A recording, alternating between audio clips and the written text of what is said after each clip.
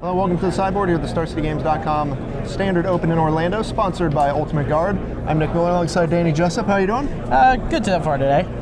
One of the metagame gurus here in the Sideboard. We talked to Jim last week. Yeah. And you and your brother played Green White Tokens in Atlanta. Yep. He's still on Tokens, but you've switched to something different. We're on a 4-color Rites build, but you got a little bit of spice going on in your build. Yeah, it's a little different than the 4-color Rites deck that debuted at Grand Prix Toronto. We're not playing the Brood Monitor dual-part Cutthroat combo. Instead, we've got a package of 2 Nahiris, which I think is just a very powerful card. It's removal, it's filtering, so when you draw extra Crypto Threads, extra Loam Dryads, you can kind of just pitch those in the mid-game. And your ultimate, you just want to go find Dragonlord Atarka, put it into play, kill something, attack them for 8, bounce it back, and at that point, you can recast it with all the mana you have from your Crypto Threads. So instead of going through all the hoops involving Cutthroat and all the different ways you can use it to bleed them out, you're just looking to cast Dragonlord Atarka. Yeah. And then, of course, Nahiri's here to just kind of tie things together. Yeah, exactly.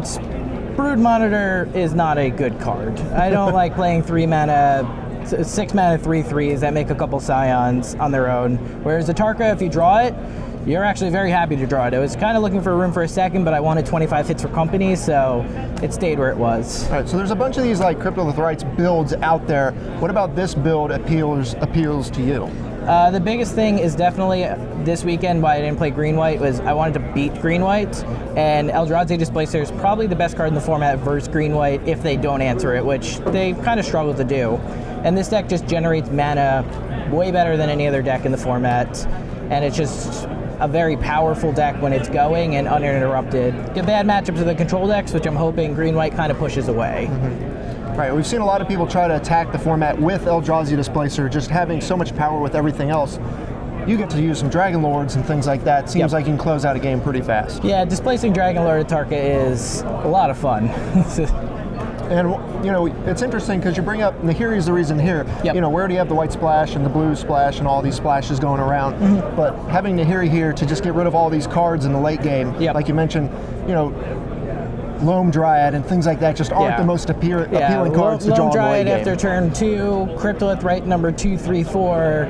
Don't need more than one of them, but all you definitely play 4 because you always want to draw one. So you're just looking to get out, beat down with the Dragon Lord, and just kind of do it that way. No combo whatsoever. Nope, no combos, just value them out. Eventually you either set up Displacer, Reflector Mage, bounce their board, and attack them with a bunch of 1/1s and 2/2s for a while. The other big changes to the deck that most of the 4-color Rites players play is either Catacomb Sifter in the black version or the other version which blue had Sky Spawner. I hedged a little bit. I wanted Mana Reshaper as the other 3-drop because it actually gives you a fighting chance versus control decks. It is such a powerful card versus them. Just replacing itself off the top when they have to languish you. If you have 2 of them in play, languish in most cases actually isn't even very good then. Right. Yeah, a lot of the decks have opted for the Sky Spawner, but this card very interesting. We see it popping up from here and there, but just, you know, you said this deck's already well positioned against things like tokens and the like. You want to have more action against your bad matchups. Exactly. It also perfectly leads into the sideboard plan of you'd want to board out Sky Spawner in the case I'm playing blue in this weekend. In that control matchup where now you get Mana Reshapers and you get to board in Advocates and Reality Smashers to then board out your Loam Dryads and Cryptolith Rites against the control decks, and it's basically like a good extension of your sideboard. It's kind of like it makes sure that your 75 works together. Right, because we've seen the plan of trying to go beat down before, but Advocate and the Smasher are just kind of the best rates. Yeah, Smasher's the best card versus any control deck. If they don't transgress it, it's always a 2-for-1 against Black-White. Grixis really can't even kill it, and Black-White's only answer is Anguish Unmaking if they have it for the most part. So you're kind of on this own. You're on a beatdown A plan and a beatdown B plan, depending on how and what you're playing against. Yeah. Another 4, you got Dromoka's Command. Where's this coming in? That is the best card that we found removal-wise for the Cryptolith Rite Mirrors. We were close between that and Declaration Stone to make sure you can kill Displacer, but if you can kill their Cryptolith Rites, it's a huge advantage. And you're also boarding it in against any deck that has Kozilek's Return as a way to just insulate that a little bit.